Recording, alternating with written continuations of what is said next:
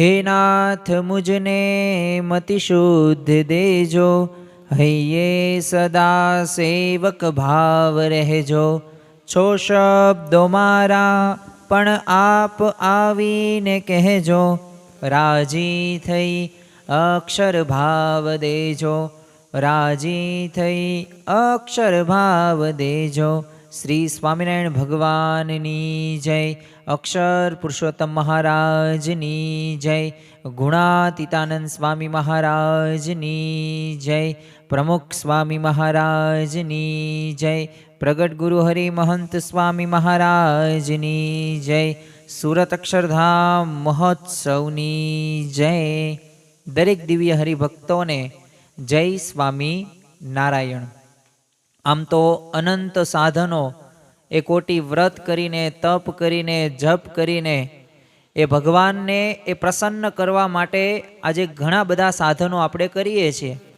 પરંતુ એમાં ઉત્તમમાં ઉત્તમ જો કોઈ એક સાધન હોય, અને એમાં પણ એક સર્વશ્રેષ્ઠ સાધન જે આપણને શ્રીજી મહારાજે પણ પોતે દર્શાવેલું છે, એક ગુણાતીત ગુરુ પરંપરા પણ આપણને ઘણી વખત આશીર્વચનની અંદર કહે છે, અને તે છે દિવ્ય ભાવ.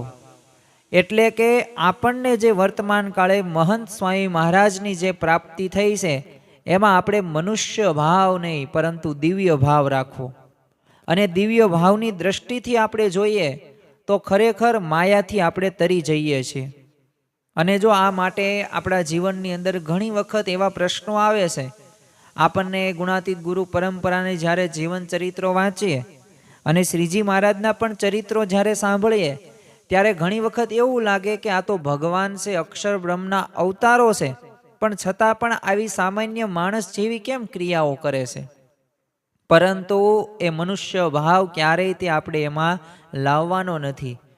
જ્યારે ઉત્તર ગુજરાતની બાય હરિભક્ત, એમાંય ડાંગરવાના જતનભાઈ, અને એ સિવાય પણ બીજી બાય હરિભક્તોએ જ્યારે હોળીનો જ્યારે ઉત્સવ સાળંગપુરની અંદર ઉજવાયો ત્યારે ફગવા માગેલા, અને એની અંદર ત્યારે શ્રીજી મહારાજને કીધેલું આ તમારી માયા રહીને એ મહા બળવંત છે અને એમાં અમે તરી શકતા નથી, તો એની માટે તમે ઉપાય કહો. અને કેટલી પ્રાર્થનાઓ કરે છે. એમાં છેલ્લે શ્રીજી મહારાજ આશીર્વચન આપતા કહ્યું કે ઓલ ઇન વન સમાધાન એક છે, અને જે છે નિર્દોષ બુદ્ધિ, દિવ્ય ભાવ. ભગવાનની દરેક ચરિત્રો, સંતની દરેક ચરિત્રો, લીલાઓ એ આપણે દિવ્ય સમજીએ ને તો એમાં બધું આવી જાય છે. તો ગુણાતીતાનંદ સ્વામીએ પહેલા જ પ્રકરણની 214મી વાતની અંદર એ આ મનુષ્ય ભાવ અને દિવ્ય ભાવ વિશે શું કહેવા માગે છે, તો આપણે સૌ પ્રથમ એ વાતનું શ્રવણ કરીએ અને ત્યારબાદ સમજવાનો પ્રયત્ન કરીએ. શા માટે સમજવું છે? કારણ કે હવે નવું વર્ષ હવે આગામી 4-5 દિવસની અંદર આવી રહ્યું છે. તો આ જૂના વર્ષની અંદર આપણે આ એક સમજણ દ્રઢ કરીને નવા વર્ષે ભૂલ ન થાય અને આપણે સાધના કરી શકીએ સારામાં સારી રીતે, આ હેતુસર આપણે આ પ્રવચન સાંભળવાનું છે. તો ગુણાતીતાનંદ સ્વામીએ વાત કરી, સ્વામિનારાયણ હરે સ્વામીએ વાત કરી છે, દિવ્ય ભાવ ને મનુષ્ય ભાવ એ બેને એક સમજે તે માયાને તરી રહ્યો છે, ને એ જ માયા છે તે જાણવી, ને એમ ન જાણે તો પ્રથમ પ્રતાપ દેખાડે ત્યારે આનંદ થાય, ને રૂએ ત્યારે મૂંઝવણ થાય, ને દિવ્ય ભાવ મનુષ્ય ભાવ એક સમજે તેને કયું સાધન કરવાનું બાકી છે? કાંઈ પણ નથી. તો જો આપણે આધ્યાત્મિક માર્ગે આગળ વધવા માટે બધા સાધનો કરતા જોવા મળીએ છીએ. એ આપણે પછી પ્રદક્ષિણા હોય, તપ હોય, વ્રત હોય, કે પછી કોઈ પણ પ્રકારે કથા શ્રવણની ભક્તિ હોય, તો આ બધી ભક્તિઓ, નવધા ભક્તિ આપણે કરીએ છીએ. શા માટે? ભગવાનને રીઝવવા માટે, ભગવાનને રાજી કરવા માટે આ બધા સાધનોનો આપણે ઉપયોગ કરીએ છીએ.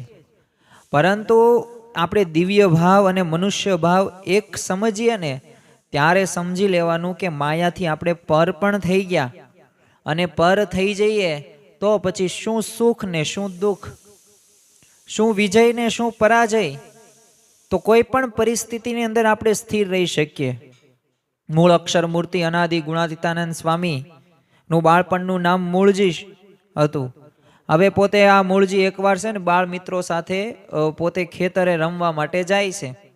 હવે રસ્તામાં એક કૂવો આવ્યો અને મૂળજીએ છે ને એમાં એક પથ્થર નાખ્યો, એટલે પાણી ઉપર તો લીલ સ્વાભાવિક છે કે આપણે જોઈએ છે ઘણા વર્ષોથી એમનામ તે કોઈ તળાવની કે કૂવાની કોઈક સાફ સફાઈ કરવામાં ન આવે તો આખું એક લીલનું એક સમથળ થઈ જાય ઉપરનું પડ. તો આ લીલ હતી, પથ્થર નાખ્યો એમાં ખસી ગઈ.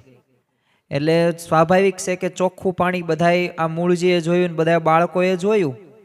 અને આ બાદ મૂળજીએ બોલો બાળક હતા પણ એમને મર્મની વાત એ દરેક બાળકોને કહ્યું કે જો આ પાણી ઉપર લીલ જામી ગઈ હતી, એટલે પાણી જેવું છે ને એવું દેખાતું નહોતું, પણ મેં જ્યારે પાણો નાખ્યો ને ત્યારે લીલ ખસી ગઈ, એટલે જો પાણી આપણને સ્વસ્થ દેખાણું.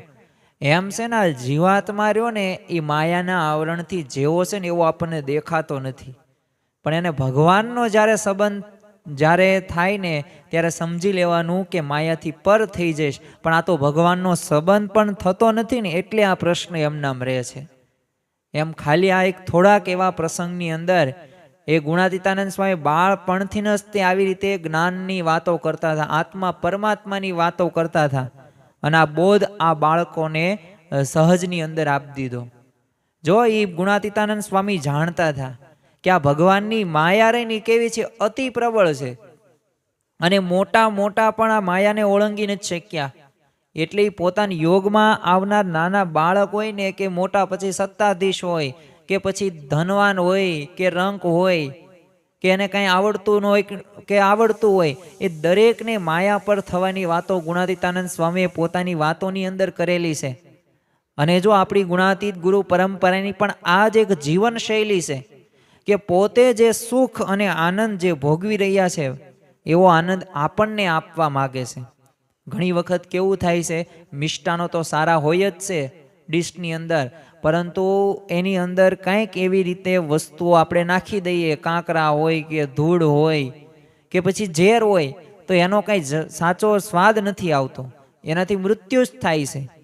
એમ તમે તે જો ઝેરવાળા લાડવા હોય એમ ખાવામાં બહુ સારા લાગે, ગળા જ લાગે, પણ પછી એની અસર થોડીક સમય પછી શું થાય, એમાં તમને મૃત્યુ જ થાય.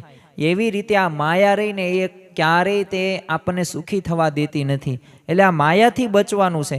જો હવે એની પહેલાં માયાને સમજવા પૂર્વે એક ભગવાનનું એક વાક્ય આપણે સાંભળીએ. હવે ભગવાને શું કીધું માયા બાબતે એક સ્પષ્ટ એક વ્યાખ્યા કરતા જણાવી દીધું, સાદી ને સરળ, જે બધાને સમજાઈ જાય કે ભગવાન જ્યારે તમે ભજન કરો અને જે કાંઈ આડું આવે એને સમજી લેવાનું માયા કહેવાય. દાખલા તરીકે આપણે સવારે પૂજા કરતા હોઈએ અને તમે નાસ્તો કરવાનો વિચાર આવતો હોય, અથવા તો તમારા કામ ધંધાના વિચારો આવતા હોય, તો સમજી લેવાનું એ બધું માયાનું સ્વરૂપ જ છે. તમારે મંદિરે રવિ સભામાં જવું છે અને કોઈક તમને વિઘ્ન કરે છે તો સમજી લેવાનું આ માયા જ છે, કારણ કે ભગવાન ભજતા કાંઈ આડું આવે અને માયા શ્રીજી મહારાજે વ્યાખ્યાની અંદર કહી દીધું. જે દરેક આધ્યાત્મિક માર્ગે આગળ વધીએ એટલે જેને જ્ઞાન થઈ જાય છે તેને આ માયા નડે જ છે. એટલે માયાથી આપણે પર થવું જ પડશે, પણ એ પૂર્વે આપણે થોડુંક માયાનું સ્વરૂપ પણ સમજવું પડે. કારણ કે ઘણી બધી વખત કેવું થાય, સ્વરૂપ સમજ્યા ન હોય તો પછી પ્રશ્ન થાય કે આ માયા એટલે શું. તો માયા શું કોઈક સ્ત્રીનું નામ છે, કોઈક બહેનનું નામ છે? નહીં, એ માયાની વાત અહીંયા થતી નથી. માયાનું સ્વરૂપ શું છે? તો શ્રીજી મહારાજે એ વચનામૃત ગઢડા મધ્યનું 65ની અંદર શ્રીજી મહારાજે કીધું કે ભગવાનને પોતા જેવા મનુષ્ય જાણે છે, પણ ભગવાનનો અલૌકિક મહિમા તેને જાણતા નથી. એ જ ભગવાનની માયા છે. આપણે જો ભગવાન અને સંતને મનુષ્ય જેવા આપણે માની લઈએ અને આપણે એનો મહિમા ન સમજીએ તો સમજી જ લેવાનો આ એક માયા જ છે. જો માયાના કેટલાય પ્રકારો છે અને આ ભગવાને જ તે માયાનું સર્જન કરેલું છે, એમાંથી આપણે બહાર આવવાનું છે. જો આપણે ભગવાન અને સંતના શરણે જઈએ, હવે તમે વિચાર કરો, જેને ઉત્પત્તિ કરેલી છે એની જ પાસે જાઓ તો એની પાસે તોડ હોય કે ન હોય? હોય જ તે. શા માટે? કારણ કે એને જ બનાવેલું છે. આપણે કોઈક સ્વાભાવિક રીતે સ્થૂળ દ્રષ્ટિએ કોઈક આપણે LCD લેવા ગયા, ફોન લેવા ગયા, હવે એમાં કંઈક બગડી વસ્તુ, તો એ વ્યક્તિ પાસે જઈએ તો રિપેર થઈ જ જાય. કેમ? એને ખબર છે કે આની અંદર શું શું વસ્તુ નાખવાની છે, શું વસ્તુ બગડી છે, શું મારે સુધારવાની છે, શું મારે રિપેરિંગ કરવાનું છે. એવી જ રીતે આપણે ભગવાન અને સંતના શરણે જઈએ તો આ માયાથી આપણે પાર થઈ શકીએ છીએ. જેમ સમુદ્ર વિશે ચંદ્રમાનું પ્રતિબિંબ પડતું હોય હવે માછલા હોય એ શું સમજે કે મારા જેવું જ માછલું છે, પણ ચંદ્ર રહ્યો ને એ 18 ભાર ઔષધિઓનું પોષણ કરે છે. અને એને જેણે કરીને સમુદ્રમાં ભરતીને ઓટ આવે છે ને એવો ચંદ્રનો મહિમા એ કાંઈ માછલા કાંઈ સમજી શકતા નથી. એને તો કેવું લાગે આ તો માછલું જ છે મારા જેવું. તો એવી જ રીતે આ સંસારની અંદર તે આ ભગવાન ત્યાંની મનુષ્ય શરીર ધારણ કરીને આવે છે. પણ જ્યારે આવે ત્યારે ઓળખવા પછી બહુ મુશ્કેલ થઈ જાય છે.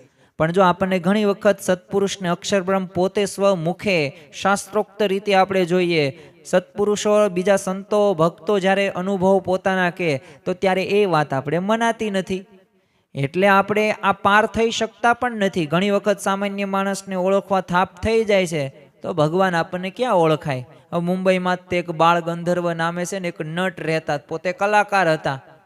એટલે પૂર્વે જે જમાનામાં છે ને સ્ત્રીઓ નાટકમાં પણ કાંઈ વેશ નહોત ભજવતી, એટલે પુરુષો હોય ને એ જ તે સ્ત્રીનો વેશ ભજવે. એટલે એકવાર તો આ સ્ત્રીના કપડાં પહેરીને પોતાના ઘર જાય છે. હવે એની પત્ની હતી એ ભૂલી પડી ગઈ અને પોતાનો જ પતિ ન ઓળખી શકી. તો વિચાર કરો કે એક નટ જ્યારે ઓળખાતો નથી તો આ પછી આ ભગવાન તો નટવર છે, તો એમનું તો અસલ સ્વરૂપ ઓળખવું કેટલું કઠણ પડે. અને આપણે અનંત જન્મોથી આપણે જો આ પંચ વિષયોમાં સ્વભાવોની અંદર એ આપણે રચ્યા પચ્યા રહીએ છીએ. અને આ ગર્ભવાસનું આ દુઃખ જે રોગ આપણને લાગુ પડ્યો છે એમાંથી બહાર આવવા માટે આ જન્મે એ આપણે આ ભગવાન અને સંતને ઓળખવાના છે. ભગવાન શ્રી કૃષ્ણે પણ અનેક અસુરોનો નાશ કર્યો હતો. 5 વર્ષની ઉંમરે એમને અજગરના એ રૂપમાં આવેલા અઘાસુર હતો એનો નાશ કર્યો હતો. અને એનો નાશ કર્યો અને ત્યારબાદ શ્રી કૃષ્ણ ગોપ બાળકો સાથે એવું ભોજન કરવા બેઠેલા. અને શ્રી કૃષ્ણ બાળકો પોતપોતાના સ્વાદની બધી વાતો કરતા હતા. અમુક કે મને ગળ્યું ભાવે ને, આ મીઠાઈ ભાવે ને, આવું ભાવે ને, માખણ ભાવે ને, મિશ્રી ભાવે ને. અને એકબીજાને હસતા હસતા બધા ભોજન કરતા. એમાં શ્રી કૃષ્ણ ભગવાનને ડાબા હાથમાં દહીં અને ભાતનો કોળિયો હતો અને જમણા હાથની અંદર લીંબુના અથાણાની ચીર હતી. હવે ભગવાને તો અઘાસુરનો નાશ કર્યો. હવે એવું ચરિત્ર છે ને બ્રહ્માજીએ તો જોયું જ હતું. પણ છતાં જ્યારે ભગવાને આ રીતે ગોપ બાળકો સાથે બાળક બનીને જમતા જોયા ને એટલે એમના મનની અંદર સંશય થઈ આવ્યો. એમને મોહ થઈ ગયો કે આ કઈ ભગવાન ન હોય, આ તો ગોવાળીઓ છે. અને પછી જો ભગવાનની એમને પરીક્ષા કરી. પણ જો બ્રહ્માજી જેવા ભગવાનની પણ જો માયામાં ભૂલ્યા ને એ મેન મુખ્ય મુદ્દો છે. એટલે અસ્માકમ કા કથા, તો વિચાર કરો આપણી શું કથા કરવી અને આપણી શું વાત કરવી. થાય એવી છે જ નહીં. શા માટે? આપણને તો સ્વાભાવિક નાની બાબતોની અંદર દિવ્ય ભાવની જગ્યાએ મનુષ્ય ભાવ આવી જાય છે. મહંત સ્વામી મહારાજની જો અપેક્ષા એ જ છે કે આપણે દરેકને દિવ્ય ભાવની નજરે જોઈએ. આપણને દિવ્ય ભાવના ચશ્મા શા માટે આપ્યા છે? દરેકને બ્રહ્મ મૂર્તિ જોવા, ઘરના સભ્યોને મુક્તો સમજવા. આ આપણી ગુણાતીત ગુરુ પરંપરાની રીત છે. ભગવાન સ્વામિનારાયણ પણ જો મનુષ્ય દેહ ધારણ કરીને આવ્યા, આ લોકની અંદર પ્રગટ્યા, તો ત્યારે અનેક લોકોને એમને પોતાના જેવા જાણ્યા હતા કે આ તો સામાન્ય માણસ છે, આપણી જેવા જ છે. અમદાવાદનો સૂબો હતો, પછી ભુજનો એક દિવાન જગજીવન હતો, વડોદરાનો દિવાન વિઠ્ઠલરાવ હતો. હવે આટલા બધા સત્તાધીશો હતા, પોતાની પાસે સત્તા હતી, ધન હતું, પણ છતાં એ જો મહારાજને મારી નાખવાના પ્રયત્નો પણ એમને કરેલા હતા. એમ પ્રગટ હોય ત્યારે કોઈ ન જાણે રમાપતિની રીત. પ્રગટ હોય ત્યારે કોઈ ન જાણે રમાપતિની રીત. હરિકૃપાથી હરિજન જાણે જગત આંધળું ભીત. એટલે ભગવાનની અને સંતની કૃપા થાય તો અવશ્ય આપણે ભગવાન અને સંતને ઓળખી શકીએ છીએ. જો ભગવાન પોતાના એ અપાર ઐશ્વર્ય હોય, સામર્થ્ય હોય કે દિવ્યતાને પોતે છુપાવીને મનુષ્યને જેમ વર્તન કરે છે. અને આમ કરવું ને એમની માટે ફરજિયાત છે. કારણ કે જો પોતાનું અસલ સ્વરૂપ ધારણ કરે તો પછી આપણે નજીક પણ ન જઈ શકીએ અને એમનામાં હેત પણ ન થાય. કારણ કે અલગ તરી આવે ને, જો આપણને પણ માણસને કોની સાથે સુવાણ થાય? આપણને કૂતરા બિલાડા સાથે સુવાણ થાય, પણ એટલી બધી કૂતરા બિલાડા સાથે સુવાણ ન થાય જેટલી મનુષ્ય સાથે થાય. વાતું કરવી બિલાડી સામે ગમે, ઘડીક ગમે, પણ હા આપણો ભાઈ હોય, બહેન હોય કે પત્ની હોય કે બીજા સંબંધીઓ મિત્ર હોય તો એની સાથે વાત કરવામાં બહુ વધુ મજા આવે. એમની સાથે આપણે નિખાલસતાથી બોલી શકીએ કે મનુષ્ય છે. પણ સામે બકરી સિંહ હોય તો એ કાંઈ શક્ય નથી. એમ મનુષ્યને પણ છે ને એવા મનુષ્ય જેવા થઈને આવે ને તો એની સાથે સુવાણ થાય છે. તમે જો મહાભારતની અંદર તે શ્રી કૃષ્ણ ભગવાને એ જે અર્જુનનો સાથ આપ્યો અને એક બાજુ ધર્મ ને એક બાજુ અધર્મ હતું, પાંડવો અને કૌરવો હતા, તો અર્જુન શ્રી કૃષ્ણ ભગવાન સાથે કેવી રીતે વર્ત્યા? જોડાયેલા, સખા ભાવે જ જોડાયેલા. પણ મહાભારતના યુદ્ધની અંદર હવે શ્રી કૃષ્ણ ભગવાન પોતાનું વિરાટ સ્વરૂપ એ અર્જુનને જ્યારે બતાવ્યું, હવે અર્જુનને દિવ્ય દ્રષ્ટિ લોચન આપેલી હતી, પણ વિરાટ સ્વરૂપ એ જોવા માટે સમર્થ ન થયું. અને એ પાછું ભગવાનને કેવી પ્રાર્થના કરી અર્જુને કે ભયથી છે ને મારું મન બહુ વ્યાકુળ થઈ ગયું છે, એટલે મને તમારું આ સૌમ્ય રૂપ જ દેખાડો. અને ભગવાને પછી મનુષ્ય રૂપ ધારણ કર્યું. ત્યાર પછી એમને શાંતિ થઈ. તો એમ જ્યારે ભગવાન આ પૃથ્વી ઉપર પ્રગટે છે ને ત્યારે મનુષ્ય જેવું જ તે ચરિત્ર કરે છે ને વર્તન કરે છે, પણ એ દરેકમાં આપણે દિવ્ય ભાવ રાખવાનો છે.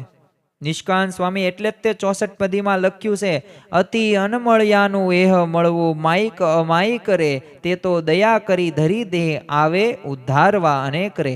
તો આપણા જેવા તો માઈક જીવો એ માયા ઉપર અમાઈક એવા ભગવાનની કોઈ રીતે મળી ન શકે. પણ જો ભગવાન જીવનો ઉદ્ધાર કરવા માટે દયા કરીને મનુષ્ય દેહ ધારણ કરે છે. અને ભગવાન કેવા છે? અધમ ઉદાહરણ અવિનાશી તારા, અધમ ઉદાહરણ અવિનાશી તારા. ભગવાન તો દયાળુ છે, ભક્ત વત્સલ છે અને પ્રેમી છે, એટલે દરેકને પ્રેમ ભાવ વધે, હૃદયની ભાવના એક સારી થાય, તેમની સાથે સુવાણ થાય, એવી રીતે જ તે વર્તન કરે છે. જો આ ભગવાન અને ગુણાતીત સંત જ્યારે મનુષ્ય દેહ ધારણ કરે ને ત્યારે યાદ રાખવું મનુષ્યની જેમ જ વર્તે છે. શ્રીજી મહારાજે તે વચનામૃત પંચાળના 4થા વચનામૃતની અંદર વાત કરતા કીધું છે કે એ ભગવાન મનુષ્યનો દેહ ધારણ કરે છે ત્યારે મનુષ્યના જેવી જ ક્રિયા કરે છે. તો જો આપણને મનુષ્ય જેવી જ ક્રિયા લાગશે, કારણ કે દેહ કયો ધારણ કર્યો છે? મનુષ્યનો. તો આપણે જેમ માંદા પડીએ, આપણને પણ જેમ તાવ આવે, આપણે પણ જેમ હાર્ટ એટેક આવે, એવી જ રીતે સત્પુરુષને એ ભગવાનને પણ એ પ્રકારે થાય છે. સાજા માંદા એ પણ થાય છે. જેમ આપણું ખાવું પીવું ઉઠવું બેસવું હોય, તો એવી રીતના એમનું મનુષ્યનું તે ધારણ કર્યું છે એમને દેહ, તો એ રહેવાનું છે. અને મનુષ્યની જેમ આપણને કેમ ભૂખ લાગે ને તરસ લાગે, જેમ આપણે ભયભીત પણ થવી, નિર્ભય પણ થવી, આપણે અમુક વાર કામ ક્રોધાદિક સ્વભાવો પણ પોતાના અમુક વાર બતાવે, અને જન્મ મરણ પણ મનુષ્ય જેવું જ થાય છે. પણ યાદ રાખવું એ મનુષ્ય નથી. બસ આ દિવ્ય ભાવની સમજણ આપણે દ્રઢ કરીને રાખવાની છે. અને જો આ ભગવાન અને આ ગુણાતીત સંતને મનુષ્ય જેવા માઇક માની લેવાને, એ જ એક મનુષ્ય ભાવ છે. અને દિવ્યતા છુપાવે છે. તો એના કારણે દિવ્યતા એમનામાંથી નથી એવું નહીં માનવાનું, કારણ કે જે પ્રાકૃત ભાવો ગ્રહણ કરીને દેખાડે છે અને એમનામાં છે એમ માની લેવાનું. અને એ જ સાચો આપણે મનુષ્ય ભાવ પણ છે. પરંતુ હવે આપણને ઘણી વખત એવું પણ લાગે કે આપણે આ મનુષ્ય ભાવ કેવી રીતે સમજવું? તો બે રીતે આપણે સમજી શકીએ. એક તો છે ને સ્વરૂપ સંબંધી મનુષ્ય ભાવ હોય, અને એક બીજી વર્તન કે પ્રવૃત્તિ સંબંધી મનુષ્ય ભાવ. તો હવે આ સ્વરૂપ સંબંધી મનુષ્ય ભાવ એટલે શું? તો આ ભગવાન અને જે ગુણાતીત સંતના સ્વરૂપમાં સંશય થાય ને, અને તે સ્વરૂપ સંબંધી રહ્યો ને, એ સમજી લેવાનું એ મનુષ્ય ભાવ છે. જો શ્રીજી મહારાજ એ સર્વોપરી ભગવાન છે, ગુણાતીતાનંદ સ્વામી મૂળ અક્ષર છે, પ્રગટ સત્પુરુષ મોક્ષનું દ્વાર છે, BAPS અસ્મિતા, આ 4 ઉપાસનાના સિદ્ધાંતો છે. જો આ વાતમાં જેને સંશય રહ્યા કરે ને, સમજી લેવાનું કે આ સ્વરૂપમાં સંબંધી મનુષ્ય ભાવ છે. તો આપણને ખરેખર હજી આપણને અક્ષર બ્રહ્મનું સ્વરૂપ આપણને યથાર્થ રીતે સમજાણું નથી, મહાત્મ્ય જ્ઞાન યુક્ત સમજાણું નથી. જૂનાગઢનો તે આપણે એક પ્રસંગ જોઈએ તો અમરસિંહ પાળો હવે પોતે દ્વારપાળ હતો. હવે ગુણાતીતાનંદ સ્વામીને તો એ સામાન્ય સાધુ જેવા જ સમજતો, એટલે એનો સંગ કરનારને પણ એ આવી જ બધી વાતો કરે. તો એકવાર ગુણાતીતાનંદ સ્વામીએ છે ને અક્ષર બ્રહ્મના સ્વરૂપની સંબંધની બહુ મહિમાની વાતો કરી. હવે અલ્પ બુદ્ધિ વાળો એક જલા ભગત હતો, એને કઈ આ વાત કઈ ગુણાતીતાનંદ સ્વામીની વાત મનાય નહીં. એટલે એ તો અમરસિંહ પાળા પાસે ગયો ને પૂછ્યું કે આ અક્ષરના એક એક રૂવાડે આ અનંત કોટી બ્રહ્માંડો ઉડતા ફરે છે, એવી આ મહિમાની વાતો ગુણાતીતાનંદ સ્વામી કરે છે, હવે એનું મારે શું સમજવું? ત્યારે જે અમરસિંહ પાળો હતો એ તો આવી મનુષ્ય ભાવની જ વાતો કરતો હતો, એનું કામ જ આ હતું. એટલે એને તો શું કીધું, એ તો છે ને સ્વામી મોટા ને એમના ગપ્પાય મોટા. તો જો અમરસિંહ પાળાને આવો સ્વામી સ્વરૂપનો મનુષ્ય ભાવ હતો, હવે એના યોગમાં આવનારને પણ આવી મનુષ્યની ભાવની વાતો કરતો હતો. તો આવી રીતે આ જો આપણે સ્વરૂપ યથાર્થ ન સમજાણું હોય ને ત્યારે આ મનુષ્ય ભાવ આવે છે. એટલે મહંત સ્વામી મહારાજનું સ્વરૂપ એ અક્ષર બ્રહ્મનો અવતાર છે જ તે. બસ આ સમજવાનું છે. આ મનની અંદર એક ગાંઠ વાળવાની છે, તો જ તે આપણા જીવનની અંદર આપણે આધ્યાત્મિક માર્ગે આગળ વધી શકીશું, અને તો જ એક કૃતાર્થપણું પણ આવશે. બીજું એક આપણે સમજવું એમની વર્તન કે કોઈ પણ પ્રવૃત્તિ સંબંધી આપણે મનુષ્ય ભાવ. જો ઘણી વખત આપણી પોતાની ધારણા હોય, માન્યતા હોય, જીવનશૈલી હોય, તો આપણને જે સિદ્ધાંત અનુરૂપ સત્પુરુષનું વર્તન કે પ્રવૃત્તિ જોવા નહીં મળે, તો ત્યારે આપણા મનમાં કેવા પ્રશ્નો થાય ને તર્કો થાય ને શંકાઓ કેવી ઉઠે કે આ તો જો આ બધા જે શંકાઓ કુશંકાઓ રહીને તર્કો વિતર્કો રહીને તો સમજી લેવાનું કે ત્યારે જાણવાનું કે આ વર્તન કે પ્રવૃત્તિ સંબંધી મને મનુષ્ય ભાવ આવી ગયો. એટલે જે લીલા જે થાય ને એ અલૌકિક સમજવાની. જો ઉત્તર ગુજરાતની બાય હરિભક્તો રહ્યા ને એમને મહારાજ આગળ આ માગેલું છે. અને આ પ્રકારનો મનુષ્ય ભાવ હોય ને તો ભગવાન અને સત્પુરુષમાં એમ ખોટ કાઢે કે આ મોટા પુરુષ છે અથવા ભગવાન છે પણ આટલું ઠીક કરતા નથી. આ વચનામૃત ગરડા મધ્યનું 53મું વાંચો ને ત્યારે શ્રીજી મહારાજે સ્પષ્ટ કહી દીધું છે. એટલે આપણે ધ્યાન રાખવાનું કે જ્યારે સત્પુરુષના વચનમાં વિશ્વાસ એક ન રાખીએ, એમની ક્રિયા પ્રવૃત્તિમાં વિશ્વાસ ન હોય, આપણા મનની અંદર ધારેલું ન થતું હોય, તો ત્યારે સમજવાના આપણને મનુષ્ય ભાવ આવી ગયો. યોગીજી મહારાજને છે ને ગોંડલ અક્ષર મંદિર માટે બહુ અનેરો લગાવ હતો. જે મહંત સ્વામી મહારાજનું પ્રિય સ્થાન ગોંડલ, એમ યોગીજી મહારાજનું પણ પ્રિય સ્થાન ગોંડલ હતું. અને ઘણી એટલો બધો લગાવ હતો, ખૂબ મમત્વ રાખતા. એટલે વસ્તુ હોય, આર્થિક સેવા હોય, મહાપૂજા હોય ને એ બધું ક્યાં મોકલે? ગોંડલ મોકલાવે. અને પ્રમુખ સ્વામી મહારાજ ને મહંત સ્વામી મહારાજ અને બધી અન્ય સંતો યોગી બાપાના લીલાઓ તો બધી માણતા હતા, પરંતુ આ ઘણા બધાને છે ને યોગી બાપાનો મમત્વ બહુ ગમતું નહીં. એટલે કેટલાક તો યોગી બાપાને આ અંગે ટકોર પણ કરતા. હવે એક પ્રસંગ આપણે જોઈએ 1960નો, તો જ્યારે અમદાવાદની અંદર એક શિખરબદ્ધ મંદિરનું છે ને બાંધકામ ચાલી રહ્યું હતું, અને આવા જ સમયે છે ને મંદિરમાં એક આર્થિક સેવાની જરૂર પડી. અને સ્વાભાવિક છે, મંદિરનું કામકાજ કરી અને પહેલાના સમયની અંદર એટલી બધી કાંઈ સુવિધા કે પૈસા કે આર્થિક રીતે નહોતું, એટલે સ્વાભાવિક છે કે જરૂર પડે તો એક વ્યવસ્થાપકે છે ને યોગીજી મહારાજને ગોંડલ મંદિરમાં આર્થિક સેવા મોકલી આપવાની વાત કરી. એટલે યોગી બાપાએ તેમને કહ્યું કે રૂપિયાની જરૂર છે ને તો અમે હરિભક્તોને સેવા કરવા કહીશું, પણ એ સેવા કરી દેશે. તે ઓલા પહેલા વ્યવસ્થાપક રહ્યા ને નો માન્યા. તેમના મનમાં શું રહી ગયું કે આ યોગી બાપા શા માટે ગોંડલ મંદિરનો આટલો બધો પક્ષ ને મમત્વ રાખતા હશે. તો એમણે ગોંડલ મંદિરમાંથી જ સેવા લેવાનો પાછો દુરાગતો ચાલુ જ રાખ્યો. પછી તો યોગી બાપાએ નમતું જોખ્યું અને વ્યવસ્થાપકોને પછી રાજી કર્યા. પણ યોગીજી મહારાજમાં આ પ્રકાર જો મનુષ્ય ભાવ એને આવી ગયો તો એ વ્યક્તિ આગળ જતા સેવામાં ટકી શક્યા નહીં. તો જો એમાં આ મનુષ્ય ભાવ આવી જાય ને તો તમને સત્સંગમાં પણ તમે રહેતા નથી. એટલે આ કાંઈ સામાન્ય કોઈ બાબત નથી. આ તો ખરેખર આ સમજવા જેવી વાત છે. દરેક સાધનોમાં જો સર્વોત્તમ સાધન હોય, ઉચ્ચમાં ઉચ્ચ સાધન, તો આ મનુષ્ય ભાવ અને આ દિવ્ય ભાવની સમાનતા આપણે સત્પુરુષની અંદર આપણે સમજવાનું છે. અને જો આ દિવ્ય ભાવ મનુષ્ય ભાવને એક સમજવાનું એટલે શું? તો ગુણાતીતાનંદ સ્વામી આ વાતની અંદર જો આપણને કહે છે કે દિવ્ય ભાવ મનુષ્ય ભાવને એક સમજવાની વાત શા માટે કરે છે? કારણ કે એમને ખ્યાલ છે કે આ દરેક સાધનાનું ફળ આ છે. એટલે આ સમજી જશો ને એટલે પાછળનું બધું સમજી જશો એમનામ જ તે. એમાં 3 આપણે અર્થો ગુણાતીતાનંદ સ્વામી આ વાતની અંદર સમજાવે છે, આ વાક્યની અંદર જ તે. પહેલું તો ગુણાતીતાનંદ સ્વામી કહે છે કે જે પરબ્રહ્મ ને અક્ષરધામમાં છે ને એ જ આ પૃથ્વી પર મનુષ્ય રૂપે થાય છે, અને અક્ષરધામમાં જે દિવ્ય સ્વરૂપો છે ને એ જ પૃથ્વી પરના એ મનુષ્ય સ્વરૂપો છે. તો એમાં રતિ માત્ર પણ ફેર નથી. બીજી વાત આપણે એ પણ સમજવાની છે કે આ પૃથ્વી ઉપર જે સત્પુરુષ દિવ્ય ચરિત્રો કરે છે ને તેવો જ મનુષ્ય ચરિત્ર પણ કરે છે. એટલે દિવ્ય ચરિત્ર કરનાર જુદા અને પાછા મનુષ્ય ચરિત્ર કરનાર જુદા, પાછું એવું નથી.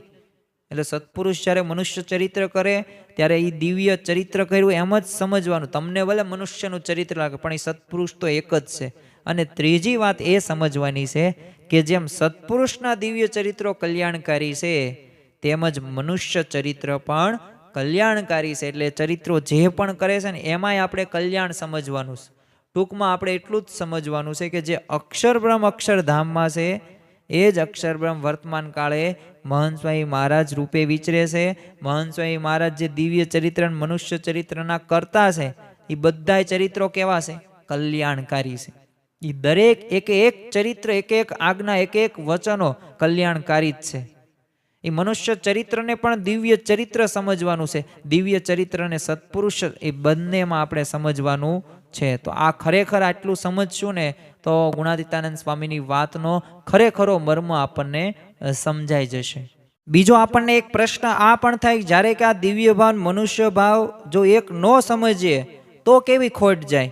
જો યાદ રાખવું, આપણા જીવનની અંદર ઘણી બધી વખત તો એવું હોય છે, જ્ઞાન નથી હોતું ને એટલે સાચું શું ને ખોટું શું ને એનો કાંઈ વિવેક નથી રહેતો.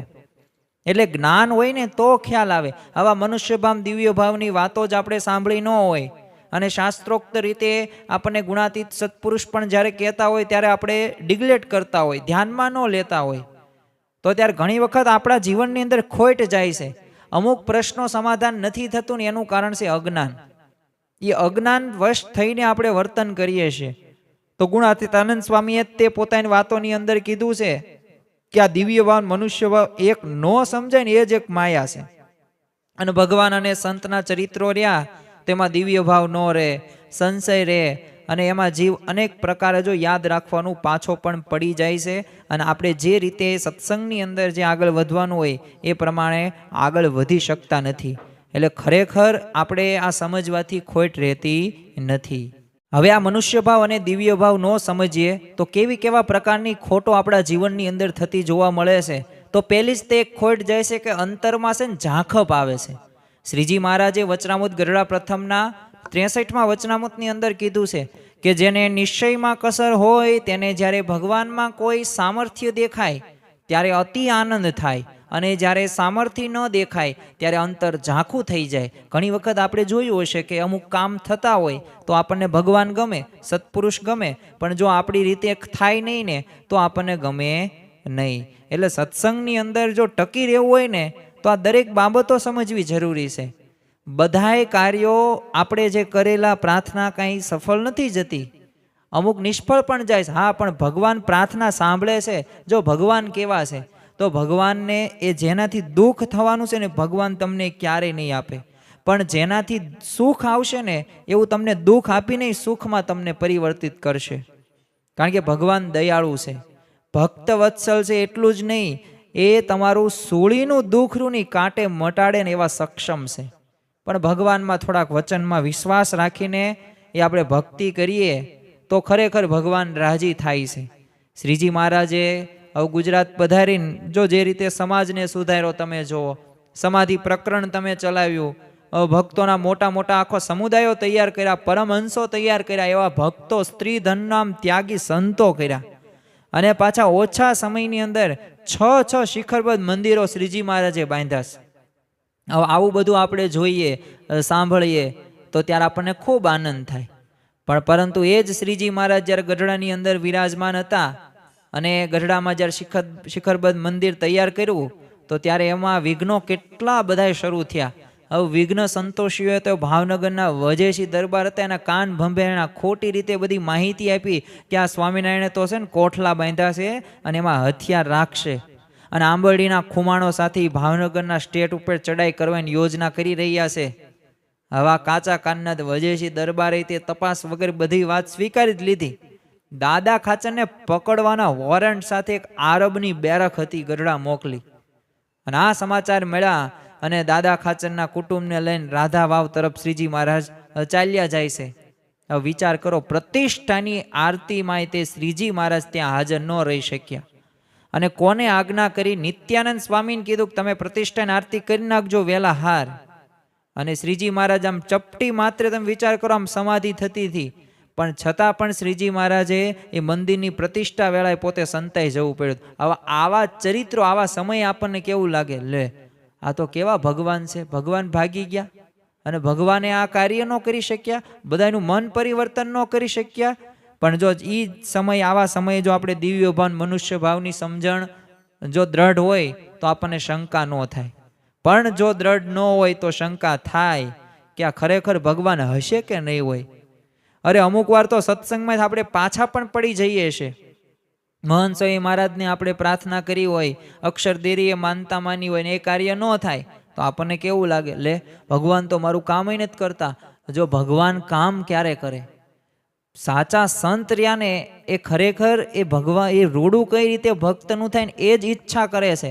પણ હવે આપણે બધાની અપેક્ષા એવી રાખતા હોય તો એ કાંઈ ભગવાન કાંઈ બધું કાંઈ આપણને આપે નહીં. મહંત સ્વામી મહારાજના આશીર્વાદથી જો ભક્તોના અસાધ્ય એવા રોગો ટળી જાય, ભક્તોના અનેક પ્રકારના શુભ સંકલ્પો એની પૂર્ણ થાય છે અને આમ બધાને અહોભાવ થાય તો એ પ્રત્યે ત્યારે તો એવા સમયે આપણને દિવ્ય ભાવની કેવી દ્રઢતા રહે.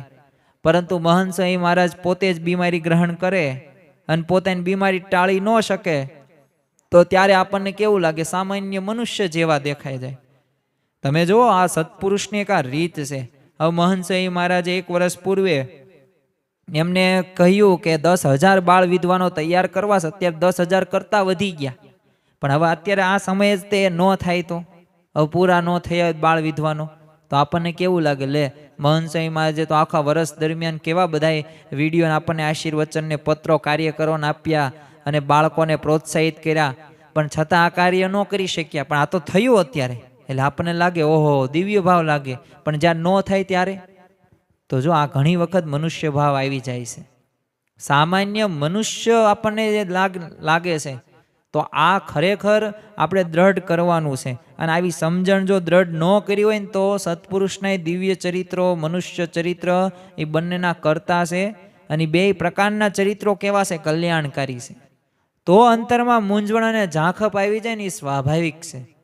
યોગી બાપાએ છે ને એક ભાઈને પરીક્ષામાં પાસ થવાના આશીર્વાદ આપ્યા કે જાઓ ગુરુ ફર્સ્ટમાં પાસ થઈ જશો. અને આ ભાઈ પાસ થાય ને તેવા નહોતા જ તે, પણ આ યોગી બાપાના આશીર્વાદથી પાસ થઈ ગયા અને આગળ જતા પ્રોફેસર પણ બની ગયા.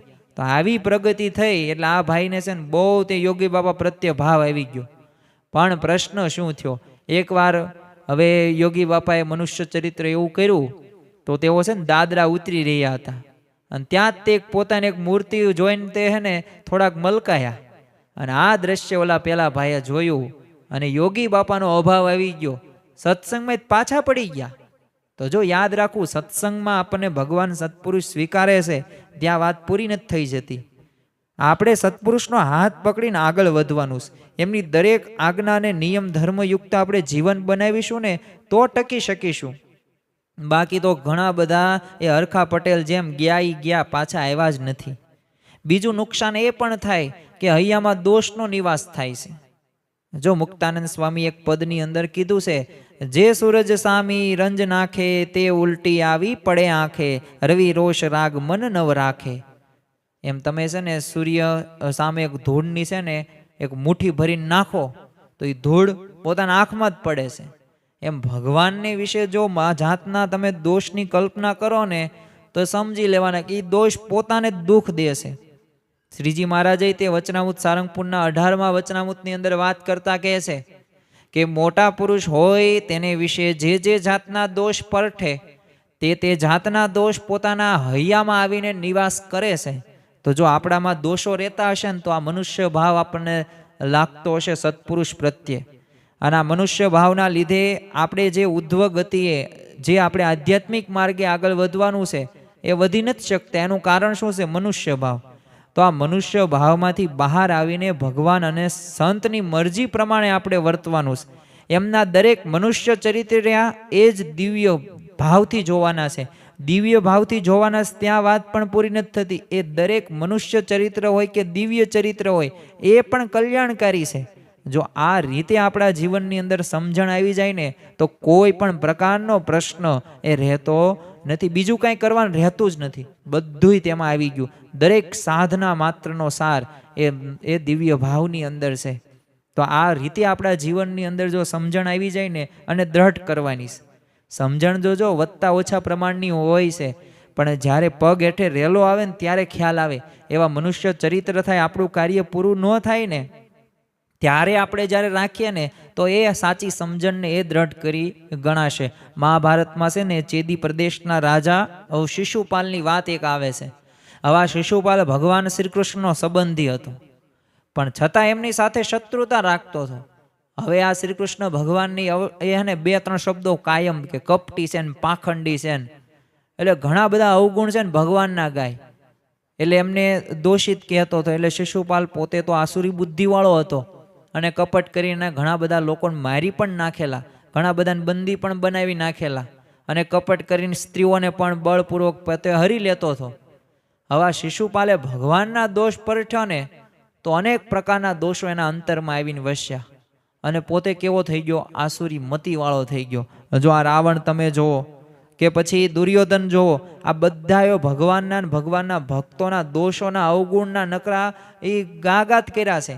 એટલે એમના જીવનની અંદર ધર્મ પોતે જાણતા હતા, પણ એ માર્ગે આગળ નહોતી વધી શકતા. જો આધ્યાત્મિક માર્ગે આગળ વધવા માટે આ બધા પ્રકારના નિયમો એ જાણવા જરૂરી જ છે. બીજું છે ને, આપણે જો ન જાણીએ તો એક મોટી એક ખોટ આવે એવી છે ને, એ કલ્યાણ ન થાય. દરેક મનુષ્યની ઈચ્છા હોય છે કે આપણે આપણું કલ્યાણ કરવું છે, આપણે આપણો મોક્ષ કરવો છે. પરંતુ જો તમે આ મનુષ્ય ભાવ અને આ દિવ્ય ભાવ જો તમે એક ન સમજો ને તો સમજવાનું કલ્યાણ પણ નહીં થાય. કારણ કે ગુણાતીતાનંદ સ્વામીએ જ તે પોતાના 5મા પ્રકરણની 115મી વાતમાં કીધું છે કે ભગવાનમાં મનુષ્ય ભાવ રહી જાય તો કલ્યાણ ન થાય. આ કોણ બોલે છે? અક્ષર બ્રહ્મ બોલે છે. અક્ષર બ્રહ્મ શું બોલે છે કે જો ભગવાનમાં મનુષ્ય ભાવ રહી જાય તો સમજી લેવાનું તમારું કલ્યાણ થશે નહીં, એટલે જન્મ લેવા પડશે. એટલે પાકું અક્ષરધામ એમ થશે નહીં. જો ભગવાનના તમે ભક્ત થયા, તલ માત્ર પણ કસર ભગવાનને રહેવા નથી દેવાય. તમને નિર્વાસનિક કરવા છે, તમને પંચ વિષયોમાંથી મુક્ત કરવા છે, તમારામાં રહેલા દુર્ગુણોનો નાશ કરવો છે. એટલે આવી રીતે ભગવાનની એક અપેક્ષા છે. ગુણાતીત સત્પુરુષ આપણને એ માટે આજ્ઞા બધી કરી રહ્યા છીએ. આપણે 1-2 પ્રસંગો જોઈએ જેથી ખ્યાલ આવે. તો બુઢો દાદલ હતો, એ શ્રીજી મહારાજનો ભક્ત હતો. હવે એક પ્રસંગે છે ને એનું માન ખંડન થયું અને દાદા ખાચરનો એનો અભાવ આવી ગયો. અને જો અભાવ અવગુણ શરૂઆતની અંદર કેવું લાગે, થોડુંક ગમે આપણને. કોઈકની કૂથળી કરવાની ને આઘી પાછી કરવા માણસને અત્યારે બહુ રસ હોય છે. આના ઘરે આમ, આના ઘરે આવું, આને આમ, આને આટલું નથી મળતું, આને આવી રીતના કરે છે, એમાં બહુ માણસને ગમે છે. તો અહીંયા દાદા ખાચરનો અભાવ આવી ગયો. થયું કેટલું? ભગવાનના જો ભક્તનો અભાવ આવ્યો. હવે મુક્તાનંદ સ્વામીએ પછી આ બુઢા દાદલને બોલાવ્યા અને બધું સમજાવ્યું કે અભાવ ગુણ કેટલો ડેન્જરસ છે, કેટલો વિનાશકારી છે. પણ હવે એને મુક્તાનંદ સ્વામીનો અભાવ આવી ગયો. જો પેલા ભક્તનો, પછી મુક્તાનંદ સ્વામીનો અભાવ આવ્યો અને જેમ તેમ બોલવા લાગ્યો. હવે મુક્તાનંદ સ્વામી જેવા સંતની પણ એને મર્યાદા ન રાખી. શ્રીજી મહારાજ તો ખબર પડી ગઈ, એમને ન ગમ્યું. એટલે મહારાજે છે ને આ બુઢા દાદલને ઠપકો આપ્યો અને કીધું કે આ તમે આ અભાવ તમે આવી રીતના ન લો મુક્તાનંદ સ્વામી જેવા મોટા સંતનો. તો બુઢા દાદલને મહારાજનો અભાવ આવી ગયો અને બીજા લોકો પાસે જઈને શું કે મેં જાણ્યું સહજાનંદ ઠીક હશે પણ એ એવા જ છે. તો જો મહારાજનો એને ભગવાનપણાનો ભાવ ન રહ્યો. મહારાજમાં જુદા જુદા દોષોની કલ્પના કરવા લાગ્યો. પોતાના સંઘમાં જે કોઈ ભક્ત આવે, જે કોઈ મુમુક્ષુ આવે, ગુણભાવી આવે, એને બધી મનુષ્ય ભાવની જ વાતો કરે અને જો પોતાનું કલ્યાણ બગાડ્યું. એમ સાથે પોતાનું જ બગાડ્યું પણ બીજાના પણ કલ્યાણના માર્ગમાંથી પાછા પાડવા લાગ્યો. તો આમ જો દિવ્ય એવા ભગવાનનો પણ મનુષ્ય ભાવ કલ્પવાથી છે ને જીવન એક ખુવાર થઈ જાય છે અને કહેવાય છે ને કાંઠે આવેલું વહાણ ડૂબી જાય છે. હવે કાંઠે આવ્યું હોય તો કલ્યાણ થઈ જ જાય ને, એ વસ્તુ ઉતરી જ જાય, પણ ન થાય. કેમ? કારણ કે આપણે આ મનુષ્ય ભાવ લીધો. એમ આ અભાવ અવગુણ એટલે ઝેર સમાન મહંસઈમાં જ આપણને કહે છે. અને બીજું એક આપણે થોડોક લાભ કે ફાયદાઓ પણ જોઈ લઈએ. કારણ કે આજે દરેકને લાભની ઈચ્છા હોય છે, અપેક્ષા હોય છે, અને એમાંય ગુજરાતીને તો ખાસ અપેક્ષા હોય છે કે જ્યાં લાભ હોય, મારા કેટલા ટકા, મને કેટલા મળશે, મને શું લાભ, એમાં જ તે આપણે ધ્યાન હોય છે.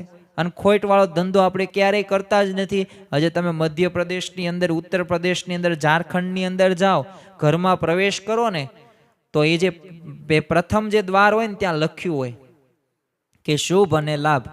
એટલે ભગવાન પહેલાં અમારું શુભ કરો પછી લાભ કરો.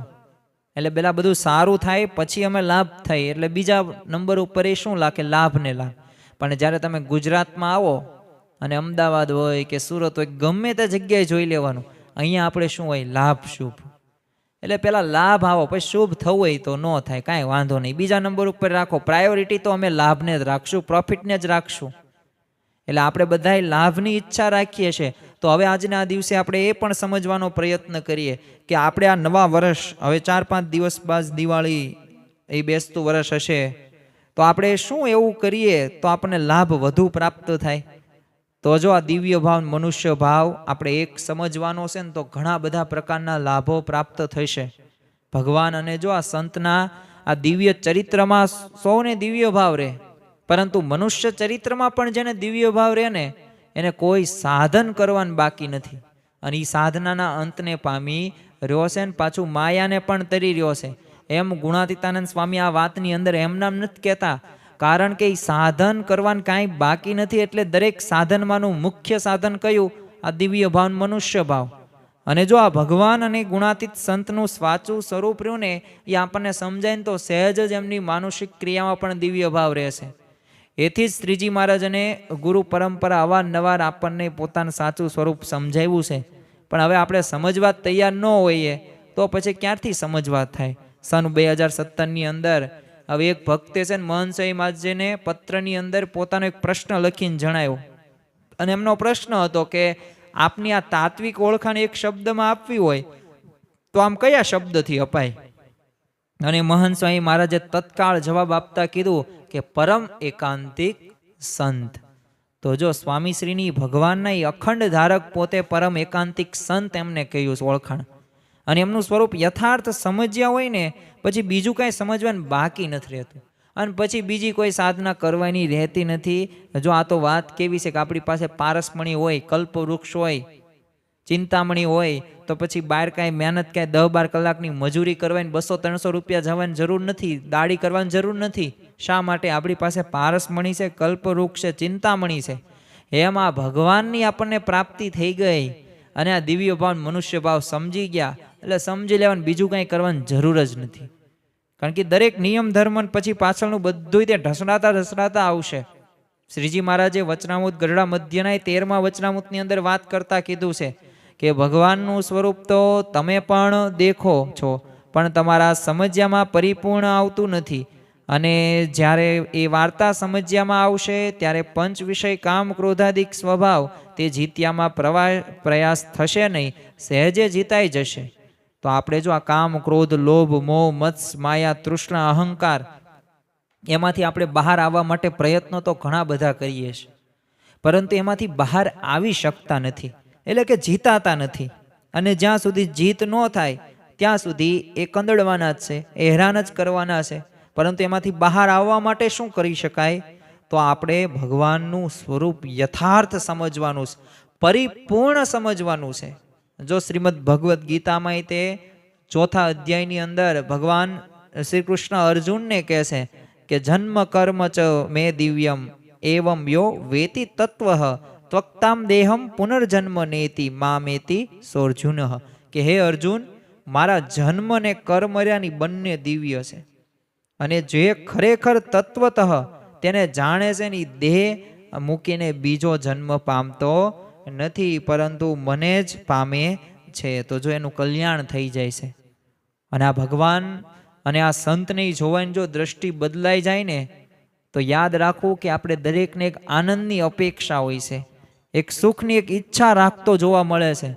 તો એ આનંદનો પાર પણ ન રહે, અને જે દોષો છે ને, દોષો બધા નિર્મૂળ થઈ જાય છે, અને છેલ્લે અંતે બ્રહ્મરૂપ થઈ જાય છે. અને આ બ્રહ્મરૂપ તો થવાનું છે. આ જ આપણી એક મોટી સાધના છે. સારંગપુરના તે વાઘા ખાચરને છે ને સ્વપ્નમાં આમ ધીંગાણું દેખાય. હવે આ દેહ કરીને બ્રહ્મરૂપ કેમ થવાશે? એને કાયમ એમની ચિંતા રહે, કારણ કે ધીંગાણાને તો બાંધવાનું, ઝઘડવાનું, મારો કાપો ને એવું જ હોય. એટલે ગુણાતીતાનંદ સ્વામીએ તો તેઓ સારા મોટા સાધુ જાણતા જ. એટલે ગુણાતીતાનંદ સ્વામી સમક્ષ તો પોતે નિષ્કપટ ભાવે પોતાની વાત રજૂ કરી કે મને તો આવી રીતે સ્વપ્નની અંદર ધીંગાણા જ નકરા દેખાય છે, અને મારો જીવ આ બ્રહ્મરૂપ હું થઈશ કે નહીં થાય, મને બહુ શંકા ને બહુ ચિંતા રહે છે. એટલે એકવાર તો કેમને ગુણાતીતાનંદ સ્વામીએ કીધું કાંઈ વાંધો નહીં, તમે નિષ્કપટ ભાવે વર્ત્યા, બહુ મને ગમ્યું, પણ તમે જુનાગઢ આવો, સમાગમ કરો. એટલે આ તો પોતે વાઘા ખાચર પોતે જુનાગઢ જાય છે, મહારાજનો શ્રીજી મહારાજનો જે એમને જે કીધું હતું, આજ્ઞા કરી કે તમે 1 વર્ષની અંદર 1 મહિનો સમાગમ ગુણાતીતાનંદ સ્વામીને કરજો. અને એ પ્રમાણે અહીંયા તો વાઘા ખાચર જાય છે, સ્વામીની બધી વાતો સાંભળે છે. હવે એકવાર છે ને વાડીમાં સેવા કરવા રોકાયા, અને પ્રાગજી ભક્ત અને મહુવાનું મંડળ હવે દિવ્ય આનંદ માણતા માણતા સેવા કરતા હતા. એટલે એમને પૂછ્યું કે તમને સૌને જેવો આનંદ આવે છે એવો મને કેમ આનંદ નથી આવતો? એટલે ત્યારે પ્રાગજી ભક્તે કીધું કે તમે છે ને સ્વામીના સ્વરૂપને બરોબર સમજ્યા નથી. જો તમે સ્વામીને અક્ષર સમજો ને તો તમને પણ આવો આનંદ આવે. અને વાઘા ખાચરે કહ્યું કે આ ગુણાતીતાનંદ સ્વામી મને પંડે કહે ને કે હું અક્ષર છું તો હું માનું. અને પ્રાગજી ભક્તના સંકલ્પથી સ્વામી વાડીમાં પધાર્યા અને વાઘા ખાચરને કહ્યું કે પ્રાગજી જે વાત કરે છે ને સત્ય છે, અમે પંડે અક્ષર શીવી. અને જ્યારે આ સાંભળ્યું ને અને વાઘા ખાચરનું અંતર ભેદાઈ જઈશ. એમને થયું કે આ મનુષ્ય સ્વરૂપમાં હું સાક્ષાત અક્ષર બ્રહ્મને જોઈ રહ્યો છું, અને આ પ્રાપ્તિનો એમને કેપ ચડી ગયો. અને એક નિરાવરણ જે સ્થિતિ અશક્ય કાર્ય હતું એ નિરાવરણ સ્થિતિને આ વાઘા ખાચર પ્રાપ્ત કરી નાખી. જો ગુણાતીત સત્પુરુષનું સાચું સ્વરૂપ સમજાઈ ગયું તો છતાં દેહ બ્રહ્મરૂપ થઈ ગયા. તો એમ આપણે આ મહંત સ્વામી મહારાજનું સાચું સ્વરૂપ સમજવાનું છે. જો બોલીને પ્રસંગો સાંભળીને એમ નહીં, અંદરથી એક આપણે જીવનની અંદર એક આત્મસાત કરેલો આ મુદ્દો હોવો પડે. અને ગમે તેવી પરિસ્થિતિની અંદર આપણે સ્થિર એમાં વર્તવા પડે તો ખરેખર સમજ્યા કહેવાય. અને આપણને તે શ્રીજી મહારાજને ગુણાતીત સત્પુરુષ સ્વરૂપે મળ્યા છે. એમને મનુષ્ય કહેવાય જ નહીં, પણ તેઓ મનુષ્યનો એટલો અદ્ભુત રોલ ભજવે છે ને કે આપણને ખબર જ નથી પડવા દેતા. અને એમના એ જો મનુષ્ય ચરિત્રોમાં એક દિવ્યતાનું દર્શન કરવું ને એ જ અતિ કઠણમાં કઠણ છે. અને આ કલમ જેના હાથમાં આવી ગઈ ને એને સમજી લેવાનો બેડો પાર થઈ ગયો. એમાં નવા વર્ષે આપણે એક સંકલ્પ આ પણ કરી શકીએ કે આપણે દરેક જે ક્રિયા છે ને અલૌકિક સમજવાની છે. દિવ્યતા આ દરેક સાધના માત્રનું એક આ ફળ છે. અને જો ભગવાન અને ગુણાતીત સંતમાં તે એ મનુષ્ય ચરિત્રોમાં એ દિવ્યતા કેવી રીતે રાખવી, તો એ આપણી જે ગુણાતીત ગુરુ પરંપરા છે એ પોતાના વર્તન દ્વારા એમને ખૂબ સારી રીતે આપણને શીખવું છે. યોગીજી મહારાજના વખતમાં એક મંદિરે સેવકને યોગીજી મહારાજ પ્રત્યે ભાવ ખરો, પણ એમનું છે ને અમુક કાર્ય રહ્યો ને એ આ સેવકને અયોગ્ય લાગે. ફક્ત આમ વ્યાવહારિક દ્રષ્ટિકોણથી સત્પુરુષના કાર્યોને માપવે એટલે એની બુદ્ધિ ટૂંકી થોડીક પડેલી.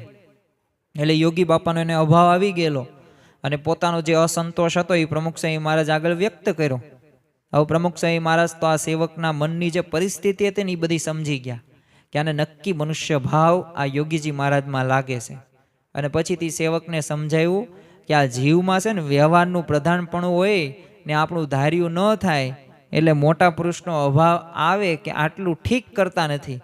એવું સમજો કે યોગીજી મહારાજ એ શાસ્ત્રીજી મહારાજ છે, એમાં રોમનોય ફેર નથી. અને યોગીજી મહારાજ કોઈ કાર્યમાં ક્યારેય શંકા ન કરવી, દિવ્ય જ સમજવાનું છે. આપણને મમત્વ હોય એટલે મંદિરનો વ્યવહાર હું સુધારી દઉં એમ થાય, પણ એમની દ્રષ્ટિ વગર કાંઈ ન થાય. તો જો અહીંયા પ્રમુખ સ્વામી મહારાજે આપણને શીખવ્યું કે જેમ યોગીજી મહારાજ પ્રત્યે શાસ્ત્રીજી મહારાજ પ્રત્યે જે દિવ્ય ભાવની જે દ્રષ્ટિ રાખતા હતા અને બીજાને પણ શીખવતા હતા, તો એવી જ દ્રષ્ટિ આપણે પણ શીખવાની છે. આપણે પણ આપણી ગુણાતીત ગુરુ પરંપરામાંથી શીખવાની છે. કારણ કે અંગ્રેજીની અંદર એક કહેવત છે કે કિંગ ડઝ નો રોંગ, એટલે કે રાજા ક્યારેય ખોટો હોય જ નહીં. એમ સત્પુરુષ ક્યારેય અયોગ્ય કાર્ય કરે જ નહીં, બધું યોગ્ય છે, દિવ્ય છે. જો આટલું સમજાઈ જાય ને તો ગુણાતીતાનંદ સ્વામીએ કીધું કે બીજું કાંઈ સાધન કરવાનું બાકી રહેતું નથી. અને જો આ ન સમજાય ને તો ઘણા બધા સાધનો કરવાય પડશે, પણ છેલ્લે અંતે તો પાછું ક્યાં આવશે? અહીંયા જ આવશે, દિવ્ય ભાવ, મનુષ્ય ભાવ. અને વર્તમાન કાળે તે મહંત સ્વામી મહારાજ દ્વારા તે શ્રીજી મહારાજ કાર્ય કરી રહ્યા છે.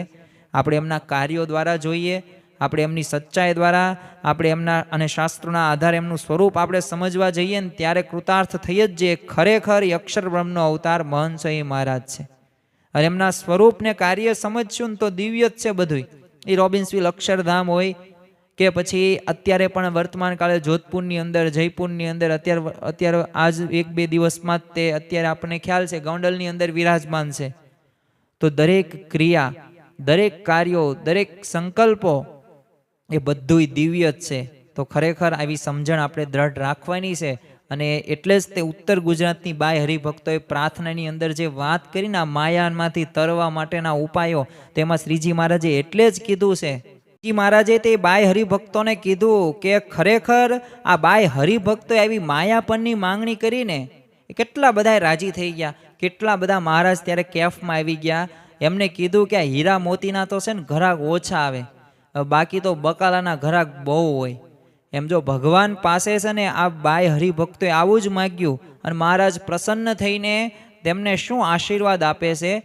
પછી બોલિયા શ્યામ સુંદર, જાઓ આપ્યો તમને એ વર, મારી માયામાં નહીં મૂંઝાવો, દેહાદિકમાં નહીં બંધાવો, મારી ક્રિયામાં નહીં આવે દોષ, મને સમજશો સદા અદોષ.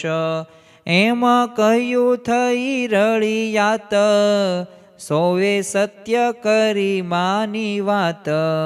તો જો એમ આપણે પણ જેમ શ્રીજી મહારાજે આશીર્વાદ આપ્યા કે જેમ કોઈક બાળક હોય ને તો આપણે એને નિર્દોષ, બાળક નાનું હોય તો નિર્દોષ હોય, પણ પછી મોટું થાય ને તો ત્યારે એ ખરેખર કેવું લાગે, જીવ સાથે ચોટેલા દોષો બહાર આવી જાય છે. પણ જો મહારાજ કે સત્પુરુષ અહીંયા બાળક જેવા નથી, કારણ કે બાળક તો સદા કેવું અદોષ નથી, સમય પૂરતું અદોષ છે. પણ આ શ્રીજી મહારાજાની સદા અદોષ છે, સદા નિર્દોષ છે. એ ત્રિકાળમાં તે એમના કોઈ માયાનો ભાવ નથી. એટલે મહારાજ કહે છે કે તમે મને અદોષ સમજશો ને તો બાકીનું બધું હું સંભાળી લઈશ. અને જો આ બધી માંગણી હોય તે બાય હરિભક્તોએ ઓલ ઇન વન એક જે હોય ને તો નિર્દોષ બુદ્ધિ, અને આ નિર્દોષ બુદ્ધિ, દિવ્ય ભાવ, મનુષ્ય ભાવ બધું સમાનતાથી યોગીજી મહારાજે તે જો એ જ તે શાસ્ત્રીજી મહારાજને પ્રાર્થના કરી કે નિર્દોષ બુદ્ધિના ફગવા એ તમારા સ્થાનમાં રહીને આપજો. અને પ્રમુખ સ્વામી મહારાજે ગોંડલમાં કીધેલું કે પ્રસન્નતા જ માગવી. તો આમ જો આપણને આપણી ગુણાતીત ગુરુ પરંપરા આપણને શીખવે છે તો આ મનુષ્ય ભાવ, દિવ્ય ભાવ એ આપણા જીવનની અંદર પણ એ આપણે દ્રઢ કરી શકીએ. એ જ આજના દિવસે પ્રાર્થના. શ્રી સ્વામિનારાયણ ભગવાનની જય.